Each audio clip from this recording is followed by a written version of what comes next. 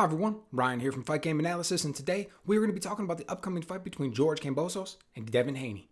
But before we jump into that, if you've been enjoying the content, please go ahead and click on the like button and also subscribe to the channel. Really appreciate your support. Alright, so this Saturday we are getting the big fight, all the belts at 135 pounds. George Kambosos Jr. versus Devin Haney. Good fight, man. Good fight. Two young guys coming in there looking incredibly good going into these fights, and we're going to be able to see them both put it all on the line. Should be in a packed house. Atmosphere, energy should be crazy out there in Australia, man. I'm really looking forward to it. Now, look, I could sit here and I could break down the X's and O's of both these guys and give the real detailed analysis and everything like that. I'm not going to do it that way. I made a first thoughts about this video. I touched on a lot of points in that one. But while I've been handicapping and getting ready for this analysis and the actual prediction, I'm going to boil it all down to this. I really think it's going to come down to one thing. And then from that one thing, everything is going to expand. The one thing is going to be Devin Haney's jab. It's all about his jab for both men. Right? Start out with Devin Haney. Number one, that jab is everything, dude. It could be the best jab in boxing. Right? There's an argument out there. Obviously, a lot of people there's guys who mention Errol Spence as having the best jab. There's guys who mention Boots Ennis as having the best jab. There's guys who mention Triple G as having the best jab.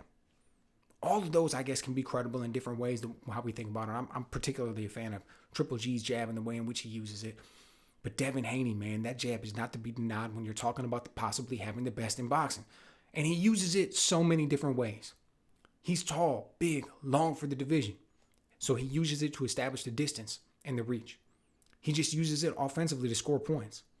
He uses it defensively to break up the rhythm of his offense, to break up the rhythm of his opponent's offense. And then he also uses it defensively to keep the space when he wants to. Right? Uses it to set up the rest of his offense and get off that right hand and the left hook. I mean, he uses it for everything. He builds everything off of that jab. It's the centerpiece and the focal point of his whole game. And the thing is, it's so good that nobody's been able to take it away yet. If you look at it and you think about it, you're like, hey, this guy's whole game is built around his jab. I'll just take that jab away. What's he going to do then? He's going to be like a fish out of water, not going to be able to handle it. Well, good luck. That jab's that good. Good luck. You think you can take it away? You'll beat him. If you can't, well, then it's going to be a real tough night, right? So everything as far as Devin Haney's perspective, it's all built off the success of that jab. You look at Kambosos. It's kind of the same thing. It's all really about Devin Haney's jab. If he can figure out a way to get past it, if he can figure out a way to nullify that jab, I would make the argument that he's going to win this fight. Okay? Now look at it. How's he going to get past that jab? How's he going to beat it? Number one, he's got to counter it. Got to come with that overhand right. Got to have great timing. Got to measure that distance. He's at a reach disadvantage. Now, the good thing for Kambosos is he's got fast feet. I think they're underrated.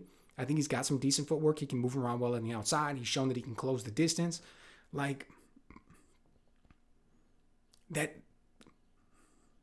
step back and then that overhand right that he landed against Teofimo Lopez when he dropped him. You know, is he going to get that same type of shot off against Devin Haney? No, not at all. Haney's a much more patient fighter. You know, part of the problem with Lopez in that fight was he's a power puncher. He was so aggressive. He was all emotional. He wanted to go out there and just embarrass Kambosos and get him out of there and everything. Didn't work out well for him. He didn't set up his shots. He didn't use enough feints. Didn't work behind the jab and keep the distance and everything. He just wanted to go out there and constantly land the big right hand. Even his pops in the corner, man, what are you doing? Get this guy out of here. Be done with him already. Didn't work out. But styles make fights, and that's not the way Devin Haney fights.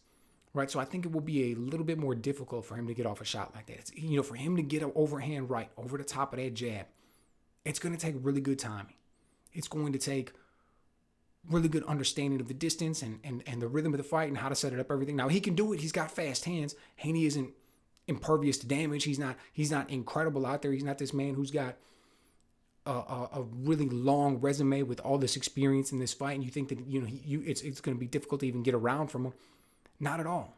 Not at all. So Kambosos can do it, and I imagine he will at times. I imagine he will get that right hand off. I imagine when he does, he will come forward and be aggressive and be able to get a few shots off here and there, right? Part of the thing about Devin Haney is what's going to happen when that jab does get countered, right? I wonder about that. Will he continue to go to it? Will he continue to figure out a way? Will he find an answer and make an in-game adjustment should Kambosos be able to do something with that jab? What's going to happen if Haney gets caught and he gets staggered like we saw against Jorge Linares? But it's a little bit earlier in the round. He finds himself in trouble. He goes back to the corner, but his pops isn't there. Right? We all know Bill Haney has been like a rock in the corner, man. He's been a cornerstone of his son's career forever, been with him since day one, but now he's not there. Not there for this fight, not in the corner. How's that going to play out? Is that going to make a difference? I mean, those are some smaller questions, right? I'll call them like some X factors in the way that Devin Haney's going to handle it. I mean, it's going to be a hostile environment, man. There's going to be so many people over there. The energy's going to be through the roof.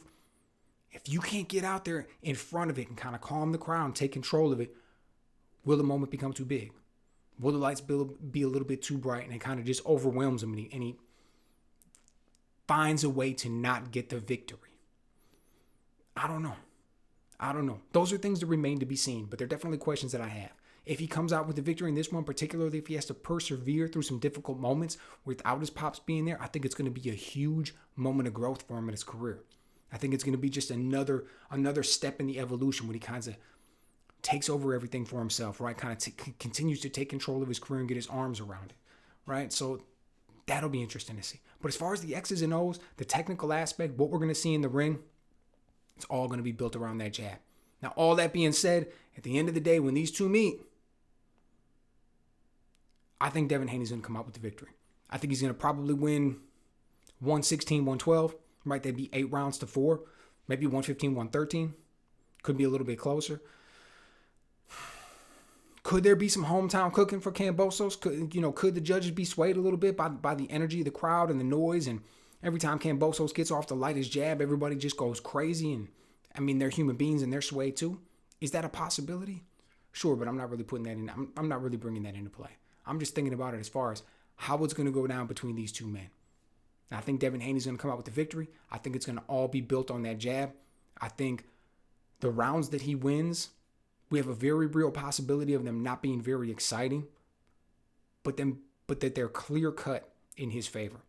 And I think the rounds that Kambosos wins are going to be a little bit more exciting because he's going to get off some big shots. He's going to have to counter that jab. He's going to have to close that distance and get inside with something to make it more dramatic, make it more exciting. Just don't think there'll be enough moments for him. Now, don't get me wrong. Should he find a way to get out ahead in this fight? Should he find a way to just get out ahead early? What if he lands a crazy shot and drops Haney? Then it'd be different, right? Because he's got some footwork. He can move around a little bit. If all of a sudden he made Haney become the aggressor, if he made Haney start to pursue him around the ring, who knows what could happen, right? Because that's really taking Devin Haney out of his character, but I don't see it going down that way. So I think Devin Haney comes up with the victory in this one, and who knows what's next for him, right? Lot going on at 135 pounds. A lot of opportunities out there. A lot of highly talented fighters. So let me know what you guys think. You think having Devin Haney comes out with the victory in this one too? Or do you think I'm underestimating what Kambosos brings to the table? Am I going to have egg on my face twice? Look, I picked Teofimo Lopez in that first fight. Dude came out with a clear-cut loss. Kambosos has all the belts. I'm picking Devin Haney in this one. Am I going to be 0-2 in predicting fights for George Kambosos? Let me know what you guys think.